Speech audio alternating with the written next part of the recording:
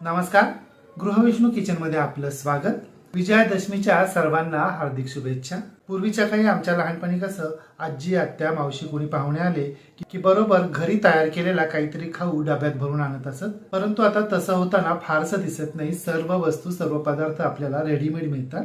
त्यामुळे कोणाच्या घरी जाताना विकतचाच काहीतरी खाऊ घेणं सोयीस्कर पडतं. परंतु आता जर असं काही कोणी घरून करून आणलं तर त्याचं खूप अप्रूप वाटतं. असाच घरी तयार केलेला आणि पाहुण्यांच्या घरी जाताना डब्यात भरून घेतला जाणारा एक पारंपरिक पदार्थ आज आपण पाहतोय. सातारा सांगली स्पेशल लाटीवडी. घरीच उपलब्ध असलेले काही मोजके जिन्नस वापरून ही लाटीवडी आपल्याला अगदी सहज करता येते. चला तर मग सुरुवात करूया आजच्या रेसिपीला.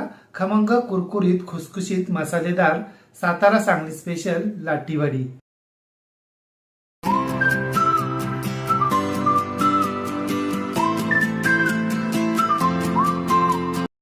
लाटीवडी करण्यासाठी हे पहा, सर्वप्रथम आपल्याला एका परातीमध्ये 1 वाटी गव्हाचं पीठ, 1 वाटी डाळीचं पीठ म्हणजेच बेसन पीठ, पाव टीस्पून हळद आणि अर्धा टीस्पून तिखट लाल मिरची पावडर, चवीप्रमाणे मीठ आणि अर्धा टीस्पून ओवा घालायचा आहे. आणि हे सर्व जिन्नस व्यवस्थित चमच्याच्या सहाय्यानं मिक्स करून घ्यायचे. मिक्स करून झाल्यानंतर यामध्ये 4 टेबलस्पून कडकडीत तेलाचं मोहन घालायचं आहे आणि ते सुद्धा व्यवस्थित मिक्स करून घ्यायचं आहे. मिक्स करून झाल्यानंतर हे पहा, पिठाचा असा मुटका तयार व्हायला हवा. मुटका तयार झाला म्हणजे आपलं मोहन अगदी परफेक्ट झालं असं समजावं. यानंतर यामध्ये हळूहळू पाणी घालून हे पीठ आपल्याला घट्टसर मळून घ्यायचं आहे. लक्षात ठेवा, आपल्याला पाणी हळूहळू घालायचं आहे, एकदम घालायचं नाही आहे. आपल्याला हे पीठ पुरीच्या पिठासारखं घट्ट मळून घ्यायचं आहे. हे पहा, आपलं पीठ मळून झालं आहे. एवढं पीठ मळण्यासाठी मला फक्त पाऊण वाटी पाणी लागले. लक्षात ठेवा, इथे जे आपण पिठाचं प्रमाण घेतलं अगदी सेम तसंच प्रमाण घ्यायचं आहे. तुम्ही जर यापेक्षा कमी जास्त प्रमाण घेतलं तर आपली वडी चिरटण्याची शक्यता असते. स्टीम केल्यानंतर तिला भेगा पडू शकतात. मळून झालेलं हे पीठ आता आपण झाकून बाजूला ठेवून देऊया. तोपर्यंत आपण लाटीवडीचं सारण तयार करायला घेऊया. त्यासाठी एका गरम पॅनमध्ये आपल्याला अर्धी वाटी किसलेलं सुकं खोबरं मंद आचेवर रंग बदलेपर्यंत परतून घ्यायचं. हे पहा, आपल्या खोबऱ्याचा रंग पूर्णपणे बदलला आहे. आता आपण ते काढून घेऊया आणि याच पॅनमध्ये आपण 2 टेबलस्पून कारळे भाजायला घ्यायचे आणि कारळेसुद्धा आपल्याला मंद आचेवर भाजायचे. याच कारळ्यांना काही भागांमध्ये खुरसणी असं देखील म्हटलं जातं. कारळेसुद्धा लगेचच भाजले जातात. हे पहा, आपले कारळे भाजून झालेत. आता ते सुद्धा आपण काढून घेऊया आणि याच पॅनमध्ये आता आपण 2 टेबलस्पून पांढरे तीळ मंद आचेवर भाजून घेऊया. पांढरे तीळ थोडेसे भाजत आले की त्यामध्ये 1 टेबलस्पून खसखस घालायची. माझ्याकडे भाजलेली खसखस तयार आहे म्हणून मी आता इथे खसखस घालत नाही आहे. हे पहा, आपले पांढरे तीळ तडतडायला लागलेत. आता गॅस बंद करूया आणि हे तीळ आपण काढून घेऊया. आता आपण जे सोनेरी रंगावर सुकं खोबरं भाजून घेतलं होतं ते पूर्णपणे थंड झालं आहे.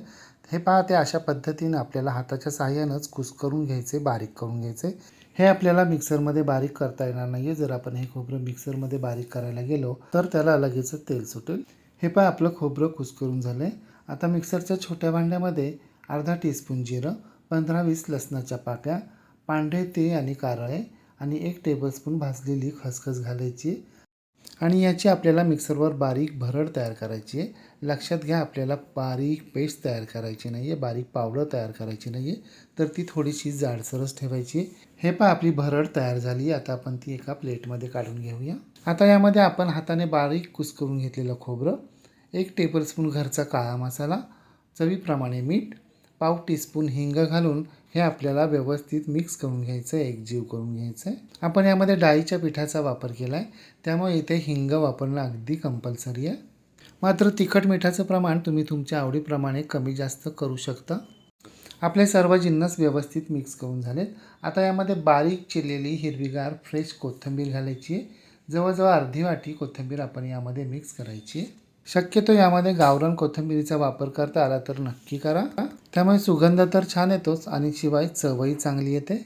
आपलं मिश्रण व्यवस्थित मिक्स करून झालं आहे. आता यामध्ये आपल्याला 1 टेबलस्पून साधं तेल घालायचं आहे आणि पुन्हा एकदा व्यवस्थित मिक्स करून घ्यायचं, एकजीव करून घ्यायचं आहे. जर आपलं मिश्रण थोडंसं कोरडं झालं असेल तर तेल घातल्यानं ते मिळून येईल. हे पहा, आपलं मिश्रण व्यवस्थित मिक्स करून झालं, एकजीव करून झाले. रंग तर किती सुरेख आलाय पहा. आता आपण मळून घेतलेल्या आवरणाच्या पिठावर 1 टीस्पून तेल घालायचे आणि ते पीठ पुन्हा एकदा 2 मिनटं मळून घ्यायचे. आपलं पीठ मळून झालं आहे. आता ज्या पोळपाटावर आपल्याला पोळी लाटायची आहे त्या पोळपाटाला थोडंसं तेल लावून घ्यायचं. तसं तर आपण पीठ मळताना कडकडीत मोहन घातले, त्यामुळे तेल लावण्याची गरज नाही आहे. तरीसुद्धा सावधगिरी म्हणून आपण थोडंसं तेल लावून घेतो आहे. आपण जे आत्ता पीठ मळून घेतले ते फक्त एका लाटीचंच मळून घेतले, त्यामुळे पूर्ण पीठ लाटण्यासाठी आपण आत्ता घ्यायचं आहे. आणि आता आपल्याला गोल पोळी लाटायला सुरुवात करायची आहे. हे पहा, पोळी लाटताना आपल्याला अजिबात पिठाची किंवा तेलाची आवश्यकता भासत नाही आहे. एवढ्या पिठापासून आपल्याला अगदी हव्या त्या थिकनेसची एक पोळपटभर गोल पोळी लाटून होते. जी थापून केली जाते ती थापीवडी, जी पाट्यावर केली जाते ती पाटवडी आणि ही लाटून केली जाते म्हणून हिला लाटीवडी असं म्हणत असावेत. आपली पोळी लाटून झाली आहे. हे पहा, तिचा थिकनेस अशा प्रकारचा असायला हवा.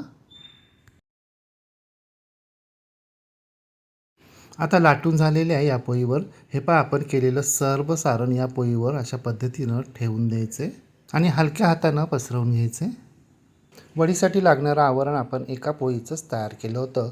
आपण सारणसुद्धा अगदी एका पोळीला पुरेल इतकंच परफेक्ट तयार केलं आहे. सर्व सारण पोळीवर पसरून झाल्यानंतर हे पहा, हात ओला करायचा आहे आणि बोटांनी पोळीच्या कडा ओलसर करून घ्यायच्या आहेत. म्हणजे पोळी रोल करताना आपल्याला त्या कडा चिकटवता येतील आणि आपलं सारण बाहेर जाणार नाही. पूर्ण पोळीवर सारण पसरवून झाल्यानंतर हे पहा, अशा पद्धतीनं लाटण्याच्या सहाय्यानं ते थोडंसं प्रेस करून घ्यायचं आहे अगदी हलक्या हातानं, म्हणजे ते पोळीला चिकटून राहील. यानंतर ही पोळी अशा पद्धतीनं आपल्याकडे रोल करत यायचं आहे. एक फोल्ड झाल्यानंतर बोटांच्या सहाय्यानं असं दाबून घ्यायचं आहे आणि कडांनीही दाबून घ्यायचं आहे. पोळी पूर्णपणे रोल करून झाल्यानंतर हा रोल हे पहा, अशा पद्धतीनं बोटांच्या सहाय्यानं प्रेस करून घ्यायचा आहे, थोडासा स्प्रेड करून घ्यायचा आहे. यानंतर या रोलच्या आपण 1 इंच आकाराच्या वड्या कट करून घ्यायच्या आहेत. मी रोलला आधी 1 इंच आकाराचे मार्क करून घेतलेत. पाहताय ना तुम्ही, आपल्या वड्या किती सहजपणे कट होत आहेत ते, आणि आकारही किती मस्त आला आहे पहा. तयार झालेल्या या वड्या आता आपण एका प्लेटमध्ये काढून घ्यायच्या आहेत. वड्या कट करण्या अगोदर हे पहा, अशा पद्धतीने मी कढईमध्ये पाणी गरम करण्यासाठी ठेवलं होतं. आता तेल लावलेली चाळण या स्टीमरमध्ये ठेवायची आणि एक एक वडी या चाळणीमध्ये ठेवून द्यायची. आणि वड्या चाळणीमध्ये ठेवताना हे पहा, फोल्ड केलेला जो भाग असतो तो चाळणीला लागेल असा ठेवायचा नाही आहे, तो वर करून ठेवायचा आहे. जर तो भाग आपण चाळणीला लागेल असा ठेवला तर तो चिकटेल आणि वडी स्टीम झाल्यानंतर वडी काढताना तो सुटेल. आता यावर झाकण ठेवायचं आहे आणि ही वडी आपल्याला 10 ते 12 मिनटं स्टीम करून घ्यायची. 10 ते 12 मिनटांनी झाकण काढायचे. प्रत्येक वडीला बोट लावून पाहायचं आहे. हे पहा, आपल्या बोटाला वडी अजिबात चिकटत नाही आहे, याचा अर्थ आपली वडी पूर्णपणे शिजली आहे. आता गॅस बंद करायचा आहे आणि वडी काढून घ्यायची आहे आणि ती पूर्णपणे थंड करून घ्यायची आहे. वडी पूर्णपणे थंड झाल्यानंतर गरम तेलामध्ये मध्यम आचेवर हे पहा, अशा पद्धतीने वड्या आपल्याला तळून घ्यायला सुरुवात करायची आहे. वडी तेलामध्ये सोडल्या सोडल्या लगेचच त्याला झारा लावायचा नाही आहे, अर्धा मिनिट थांबायचं आहे आणि मग झाऱ्याच्या साहाय्याने वडी आपल्याला अशा पद्धतीनं झाऱ्याच्या साहाय्यानं मध्यम आचेवर गोल गोल फिरवत राहायची. आणि मिनिटभरानंतर हे पहा, काटा चमच्याच्या साहाय्यानं प्रत्येक वडी आपल्याला उलट करून घ्यायची आहे. काटा चमच्याच्या साहाय्यानं प्रत्येक वडी आपल्याला सहजपणे उलट करता येते. वडी उलट केल्यानंतर मध्यम आचेवरती आपल्याला 1 मिनिटभर तळून घ्यायची आणि झाऱ्याच्या साहाय्यानं गोल गोल फिरवत राहायचे, म्हणजे वडीला एकसारखा रंग येईल. हे पहा, तेलाचे बुडबुडे कमी झालेत, म्हणजे आपली वडी पूर्णपणे तळून झाली आहे. आता वडी काढून घ्यायची. सर्व वड्या आपल्याला अशा प्रकारे मध्यम आचेवर खरपूस तळून घ्यायच्या आहेत. आपल्या सर्व वड्या तळून झाल्यात. तेल निथून झाल्यानंतर आता आपण त्या एका सर्विंग प्लेटमध्ये सर्व करूया.